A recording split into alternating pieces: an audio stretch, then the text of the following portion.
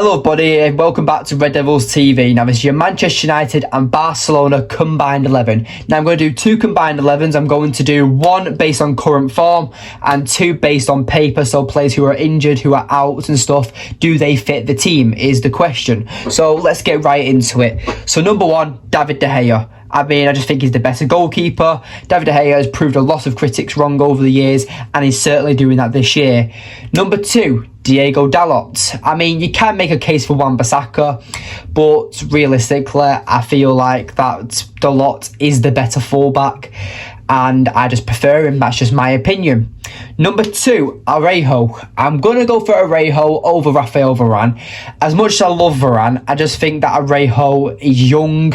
I would say is on par with Varane. I think he's a world-class centre-back. And yeah, I think he just edges over Varane. I know you've got the whole, Varane's won a World Cup, he's won numerous Champions Leagues. Yes, Varane's an incredible centre-back, but for the age that Arejo is, I think that at 25, Arejo is a better centre-half than what Varane was at 25, but that's just my opinion. My left centre-back is going to be Lisandro Martinez. The Butcher, I love him so much. He's just class. I love the Butcher so much.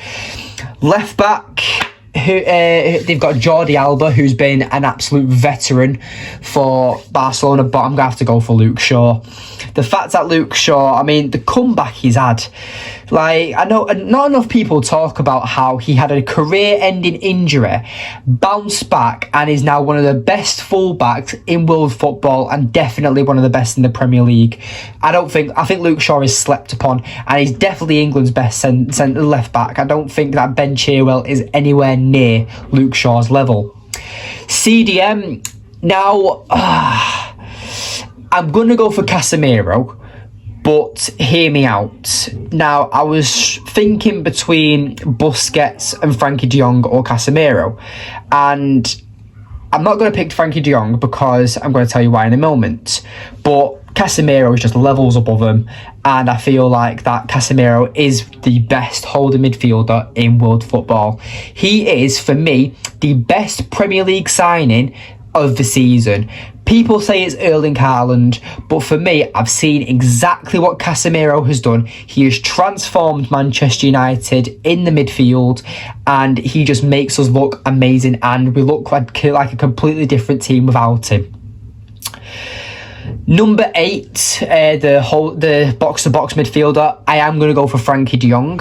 Now, obviously, we have the likes of Sabitzer, Fred, Ericsson. Obviously that's the different one, but yeah, I feel like that with Frankie de Jong, I know he's being played as a holding midfielder for Barcelona, and yes, he does very well. He's a very good deep playmaker, but I think he'd be perfect as a number 8, and I think Xavi is underusing him. I think it's because with Sergio Busquets being out, Frankie de Jong has to play in that holding midfielder role. So for me, I think de Jong is naturally better as a number 8. So that's why I didn't put him against Casemiro. Plus, I think if you are comparing Casemiro to Frankie de Jong, Casemiro shines Frankie de Jong in my opinion. The cam, do you go for Pedri or Bruno Fernandes? Oh, that's a hard one, because Pedri's like the regen of Iniesta, really. Pedri is incredible. But Bruno's my boy. Bruno's my skipper.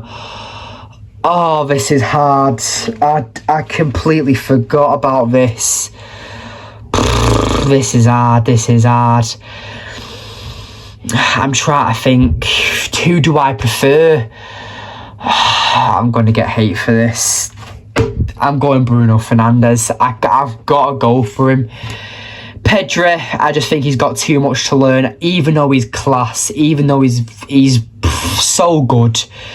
Bruno's my boy, and I've just got to go for him. I just love Bruno too much, and I don't think it's just because I love him as well. I think it's just because he's a leader. He's also a player that doesn't get enough credit about how this rebuild started from Bruno Fernandes. I mean, the team we had before Bruno Fernandes came in January in 2020 was abysmal.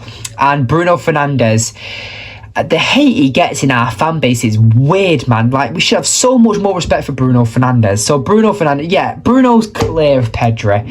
I don't care what anyone says. Right wing, they've got Rafinha, very good right wing. We have Sancho, so I'm gonna go for Rafinha. I think Rafinha is a very good winger, and I feel like with Sancho only just coming back into football, you're gonna have to choose Rafinha over Jadon Sancho, in my opinion.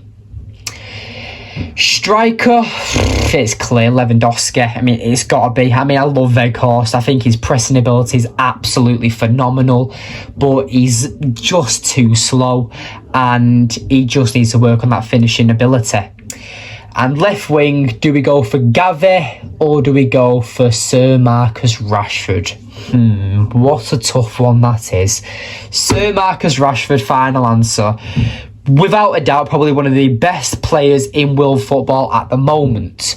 And yeah, you cannot not have Sir Marcus Rashford in your combined 11. But that is my based on current form combined 11. So I'll quickly go over my one based on paper, and it is going to be David De Gea. It is going to be Diego Dalot, Arejo, Lisandro Martinez, Luke Shaw, Casemiro, Frankie de Jong, Bruno Fernandes.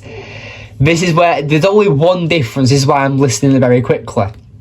The only change is Ousmane Dembele, because this season he has been incredible, and unfortunately due to his injury, I mean fortunately really, because I would not want to be playing against him. I think he would run riot against Malacia.